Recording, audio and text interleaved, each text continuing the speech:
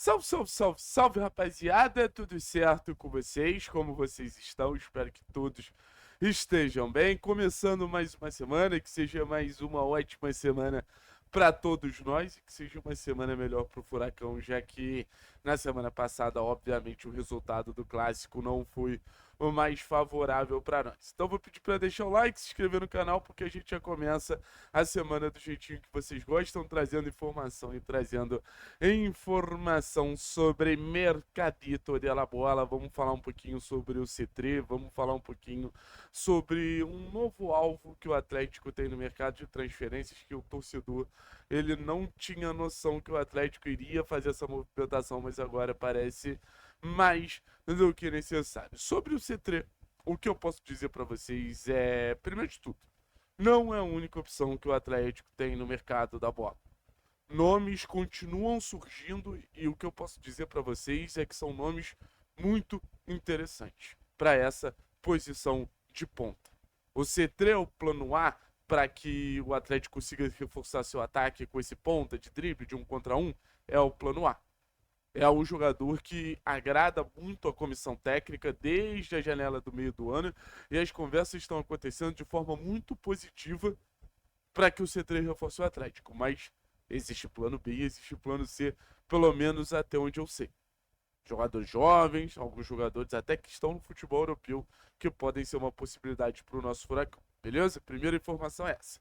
Sobre a negociação do C3, as coisas elas caminham positivamente. O jogador quer dar o salto no nível de competitividade e vir para o futebol brasileiro, que hoje é visto como o primeiro patamar do futebol da América do Sul pelo staff do jogador, e consideram que o jogador está pronto para sair do cenário do futebol argentino, onde ele é muito bem conceituado, não à toa é um dos destaques do Estudiantes, que é o maior clube do interior da Argentina, é um jogador desejado pelo River Plate, que é o grande clube ali do futebol de Buenos Aires. Então você tem o C3 num momento muito positivo dentro de tudo que ele vem vivendo no futebol argentino. Então, esse desejo de vir para o futebol brasileiro é entendendo que, primeiro de tudo, o C3 vai conseguir finanças melhores, mas tecnicamente esse processo de desenvolvimento do C3, que se destacou primeiro no futebol colombiano, para depois vir para o futebol argentino, se destacar no futebol argentino, para depois almejar o futebol brasileiro,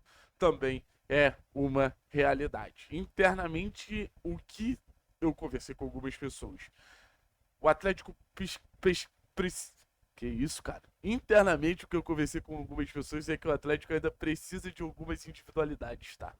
E a sensação depois do clássico é muito essa, assim, que o Atlético ele vai ter um time muito coeso para ser um time reativo ao longo da temporada, mas o clássico ele gerou a sensação que não vai ser o suficiente para tudo que o Atlético busca ao longo de 2026. É um ano que, querendo ou não, o clube quer voltar a se estabilizar dentro da realidade do futebol brasileiro. Então, individualidades são fundamentais para trazer um pouquinho mais de competitividade em cenários que o Atlético precisa propor o jogo. E enxergam muito o C3 nesse perfil. Putz, pegou a defesa do Coritiba fechada? Cara, você tem um C3 que através de um drible pode abrir campo. Putz, vai jogar contra o Remo, com uma Chapecoense, contra o Vitória, jogos que a gente precisa muito pontuar no Campeonato Brasileiro.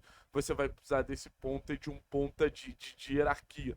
Não é qualquer jogador que vai chegar e vai assumir essa função desse cara do 1 contra 1, desse cara da construção de jogadas, e o C3 está muito bem avaliado como esse perfil de jogador. As reuniões e conversas seguem ao longo da semana, tanto para o C3, que é o plano A, quanto para outras alternativas que vêm sendo oferecidas, e o Atlético vem tentando buscar o entendimento, se faz sentido ou não faz sentido, e ir atrás de alguns desses nomes, mas o Furacão eu acho que ele tem um caminho muito bem definido para que o C3 seja realmente esse ponto. O entendimento que o C3 é o jogador que tem que assumir esse comando do ataque do Atlético. Aí tem outra informação que o Atlético. Ah, lembrando, né? A expectativa do Atlético é fechar com o C3 antes do início do Campeonato Brasileiro, com o zagueiro antes do início do Campeonato Brasileiro, e agora entra a outra informação. Conversando com algumas pessoas que estão diretamente ligados ao mercado do Atlético, essas pessoas elas me falaram o seguinte: o Viveiros é um cara que faz muito sentido pro jogo que o Odair quer ter, que é esse jogo de transição. Ah, Thiago, mas o Odair começou jogando um jogo mais posicional no começo da temporada, mas o Campeonato Paranaense é um negócio, o Campeonato Brasileiro é outro. E lembrando, o Viveiros foi um pedido exclusivamente do Odair Helman, tá? O Odair Helman bateu o pé em relação ao Viveiros e lembrando, teve gente que tentou desestimular o Atlético a contratar o Viveiros internamente. E o Odair falou: não, cara, eu quero esse cara, eu quero esse cara, eu quero esse cara. Então o Viveiros é um queridinho do Odair. Mas internamente entendem que a gente precisa de um atacante de área. E assim, é uma necessidade muito óbvia. E a ideia do Atlético é buscar sim um centroavante e centroavante. Aquele cara fixo, aquele cara de disputa dentro da área, aquele cara de luta dentro da área. A ideia é negociar o Maestrani o mais rápido possível. Existem caminhos para a gente conseguir essa viabilização da negociação do Maestrani, principalmente através de clubes que estão em países vizinhos do Brasil. Isso abriria uma brecha para que o Atlético fizesse mais um investimento na contratação de um centroavante. A contratação de um centroavante, até porque o Renan é um jogador que o Odair viabilizou a permanência do Renan, mas existem muitos pontos de interrogação, assim, se vale a pena ficar com o Renan, se não vale a pena ficar com o Renan. O Renan, ele tá ainda nesse processo de peneira à frente do clube do Atlético. Então é um jogador também que o clube não lida como uma certeza. Então, essa questão do centroavante, eu sempre falei pra vocês que era muito necessário, tá? Eu sempre falei pra vocês que se o Atlético não se movimentasse atrás de um centroavante, em jogos que ele precisasse ter um pouquinho mais de presença de área, ele ia passar fome. E o Atletiba demonstrou com todas as forças que o Atlético ainda precisa de jogador para conseguir complementar as chances que o Atlético cria. Eu saio do Atletiba acreditando que o Atlético poderia ter maior repertório ofensivo? Saio, mas eu saio do Atletiba vendo, por exemplo, as chances que o Julimar perdeu, as chances que o Leozinho perdeu. Então, isso, na minha visão, traz um entendimento. Se a gente tivesse um 9 de maior letalidade ali, se a gente tivesse um 9 de maior compromisso com gol ali, talvez o resultado seria diferente.